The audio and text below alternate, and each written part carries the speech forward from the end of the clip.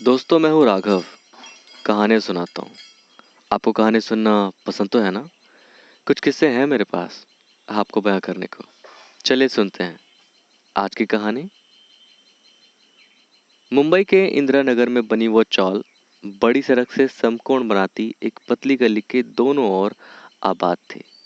इनके दोनों ओर 15-15 खोलियां बनी हुई थी।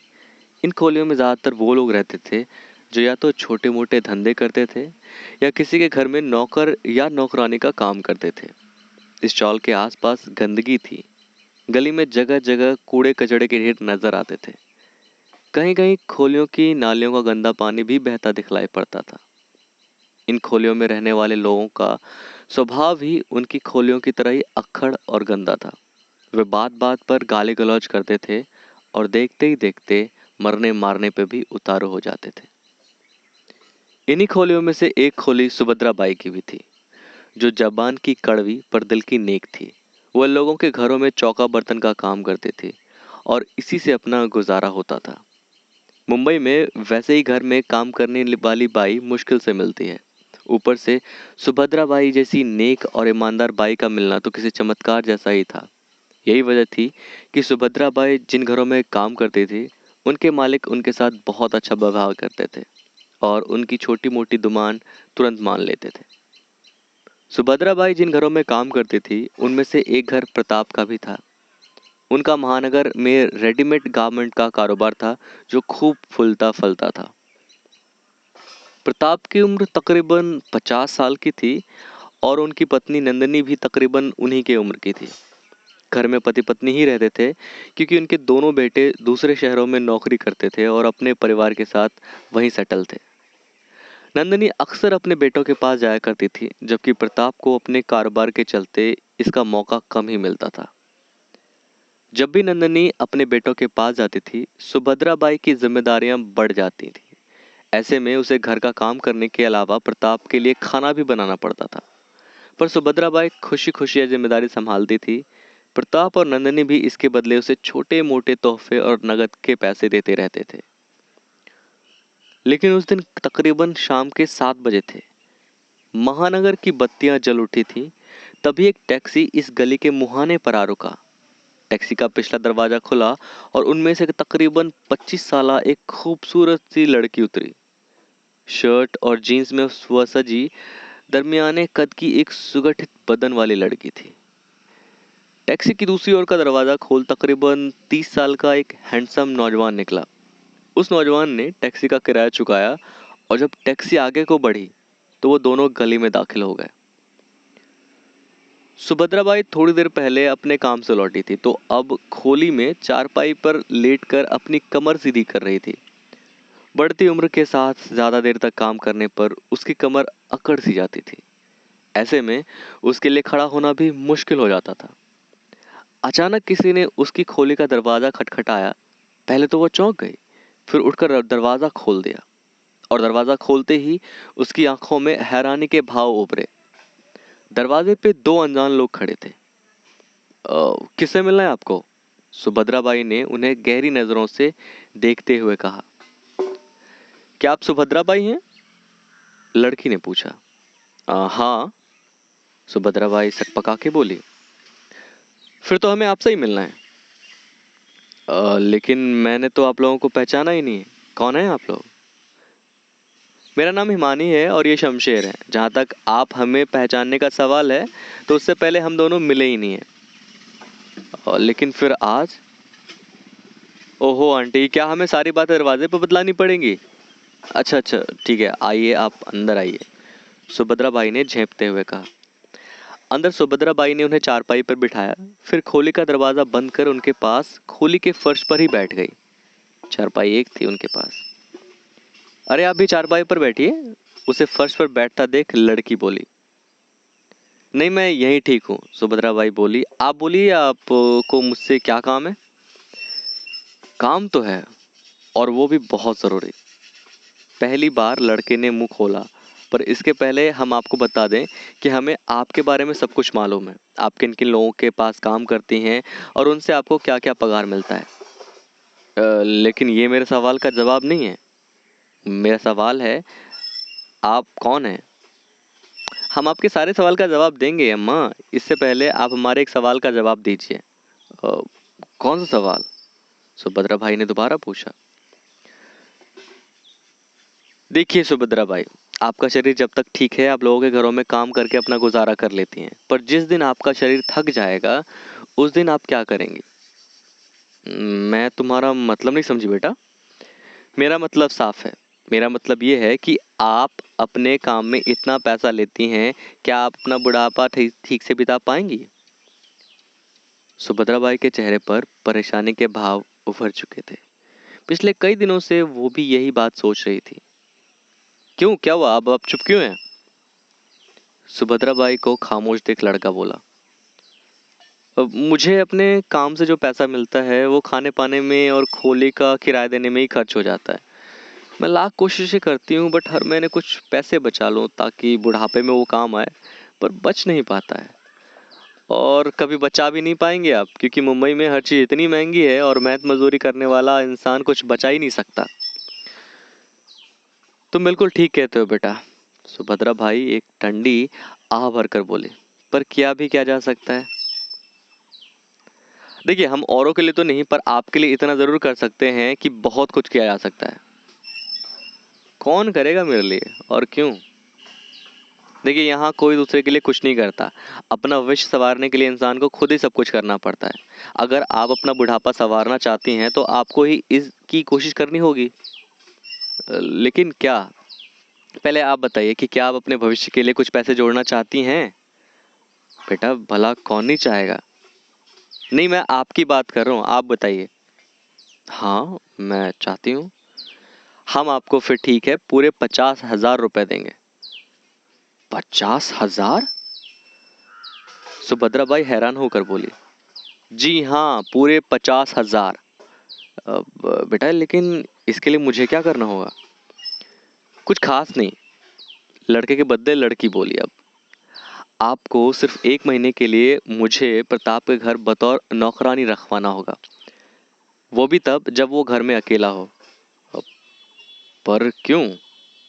तुम 50,000 रुपये कमाना चाहती हो कि नहीं अम्मा, पहले ये बताओ। ठीक है, लेकिन क्या करना क्या है? लेकिन तुम कहीं से नौकरानी लग नहीं रही हो।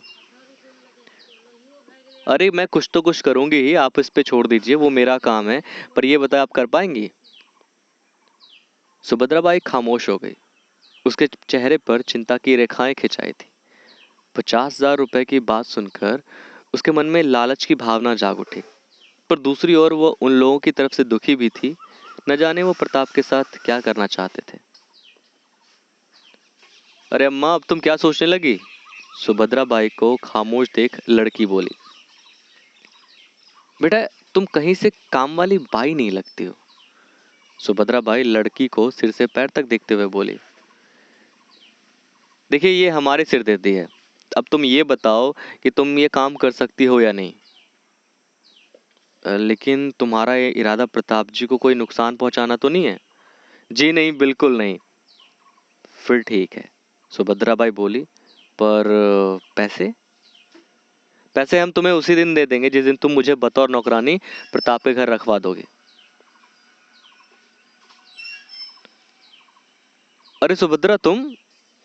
सुभद्रा बाई ने हिमानी के साथ जैसे ही ड्राइंग रूम में कदम रखा, अगले दिन प्रताप बोला, पूरे 4 दिन कहाँ रही तुम? तुम सोच भी नहीं सकती थी इन 4 दिनों में मुझे कितनी परेशानी उठानी पड़ी। तुम्हें तो मालूम है ना कि तुम्हारी मालकिन आजकल बेटे के पास गई हुई है। मालूम है मालिक, मालूम है। सुभद्रा बाई ने अपने चेहरे पर दर्द का भाव लाते हुए कहा, पीठ दर्द से मेरा उठना बैठना, चलना टहलना बहुत ज़्यादा मुश्किल है। डॉक्टर को दिखाया तो दवाओं के साथ साथ पूरे 1 महीने की बेड रेस्ट करने की सलाह दी। 1 महीना? पर आप फिक्र ना करें मालिक, आपके इस दरमियान कोई तकलीफ ना होगी। सुभद्रा बाई ने हिमानी को आगे करते हुए बोला, ये मेरी भतीजी हिमानी है। जब तक मैं नहीं आती यही आपके घर का काम करेगी। प्रताप ने हिमानी पर एक गहरी नजर डाली। खूबसूरत और जवान हिमानी को देखकर उसकी आंखों में एक अनोखी सी चमक जागी। वैसे इसे सब कुछ समझा दिया है ना कि कैसे काम करना है, कहाँ काम करना है और किस तरह का है जिम्मेदारियां तुम्हारी? जी मालिक। हिमानी प्रताप के घर काम करने आने लगी। उसे यहाँ पर काम करते हुए 10 दिन बीत चुके थे। इस बीच उसने बड़ी मेहनत और लगन से प्रताप के घर पर काम किया था और उसकी सुख सुविधा का बेहतर ख्याल रखा था। उसके इस बर्ताव से प्रताप बड़े खुश हुए थे। वो हिमानी के साथ बड़ा ही कोमल और अपनापन भरा बर्ताव रखते थे। सच तो ये था कि हिमानी की खूबसूरत और जवानी ने उनके अधेड़ बदन में एक नई सी उमंग जगा दी थी और उन्हें हिमानी के साथ मिलने से एक अजीब खुशी सी मिलती थी। उस दिन शाम के तकरीबन 7 बजे थे। प्रताप अपने बेडरूम में पलंग पर बैठे थे। हिमानी घुटनों के बल झुकी और उसके कमरे की सफाई कर रही थी। ऐसे में उसके भारी और गोरे उभारों का ज्यादातर भाग उसके ब्लाउज के बाहर झांक रहा था। प्रताप की निगाहें रह रहकर उसके कयामती उभारों की ओर उठ जाया करती थी और जब भी ऐसा होता उसके तन बदन में एक हलचल सी मच जाती थी। हिमानी कहने को तो काम कर रही थी पर उसका पूरा ध्यान प्रताप की हरकतों पर था। उसकी नजरों का भाव समझकर वह मन ही मन खुश हो रही थी। उसे लग रहा था कि वह जल्द ही प्रताप को अपने शीशे में उतार लेगी और ऐसा ही करते वो अपना उल्लू सीधा कर यहाँ से रफू चक्कर हो सके। हिमानी सफाई का काम उठकर खड़ी हुई और जैसे ही प्रताप की नजरों से वो जाने लगी कि प्रताप की नजरों से वो नजारा गायब हो गया।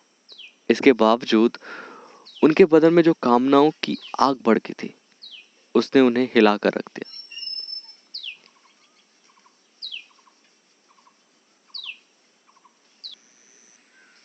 प्रताप अब खुद को रोक नहीं सका था।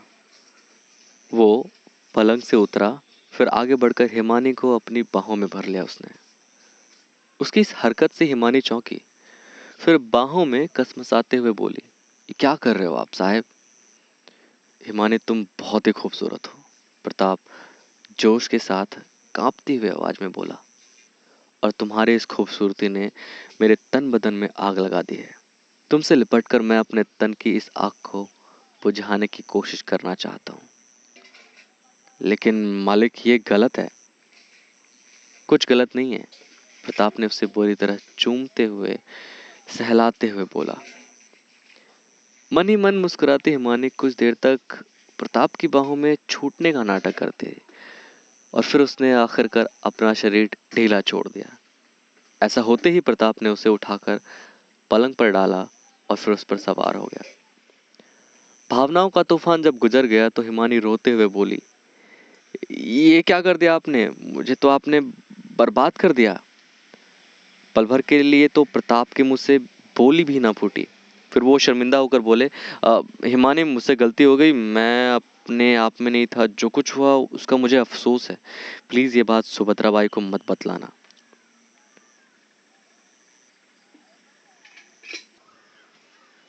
बावजूद इसके हिमानी रोती रही। "आपने तो मेरा सब कुछ लूट लिया और आप कह रहे हैं कि मैं बुआ से यह बात ना कहूँ? देखो हिमानी, मैं तुम्हें इसकी कीमत देने को तैयार हूँ।" "कीमत?" हिमानी ने गुस्सों वाली निगाहों से प्रताप को देखा। बदले में प्रताप ने तकिए के नीचे से चाबियों का एक गुच्छा निकाला और फिर कमरे में रखी अलमारी की ओर बढ़ गए। ऐसा होते ही हिमानी के होठों पर शातिराना मुस्कान रेंग उठा, पर जैसे ही उसने सेफ खोली उसकी निगाहें उस पर जम सी गई।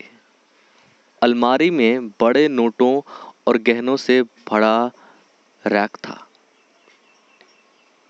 प्रताप हिमानी के करीब आए और तकरीबन जबरदस्ती नोट की गड्डी उसके हाथ पर रखते हुए बोले, "प्लीज सुभद्रा बाई को कुछ मत बतलाना।" हिमानी उन्हें पल भर घूरती रही, फिर अपने कपड़े ठीक करने के बाद नोटों की गड्डी ब्लाउज में दबाते हुए कमरे से बाहर निकल गई। उस रात प्रताप पूरी ढंग से सो न सके। उन्हें यह बात परेशान करती थी कि कहीं हिमानी उनकी करतूत सुभद्रा बाई को न बतला दे, और अगर ऐसा हो गया तो वो किसी को मुंह दिखाने के काबिल नहीं रहने वाले थे। पर दूसरे दिन उन्हें हैरानी और झटका खुशी का भी लगा जब हिमानी पहले की तरह काम पर लौट आई।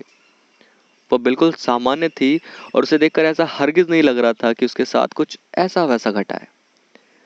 जब 5 दिन तक सब कुछ ठीक रहा तो छठे दिन प्रताप को बड़ा सा कंफ्यूजन हुआ इस बात का। अब प्रताप ने हिमानी को हिम्मत करके एक बार फिर अपनी बाहों में समेट लिया था। अब ये क्या कर रहे हैं आप? हिमानी चौंकने का नाटक करते हुए बोली। आपने वादा किया था कि आप दोबारा ऐसा कुछ वैसा नहीं करेंगे। मैं क्या करूं हिमानी? प्रताप कांपती आवाज में दोबारा बोला। तुम्हारे हुस्न और जवानी ने मुझे ऐसा पागल किया है कि अपने आप पर काबू नहीं रख पा रहा हूँ। प्लीज मुझे रोको मत, मेरी प्यास बुझा लेने दो। हिमानी ने अपना शरीर ढीला छोड़ दिया।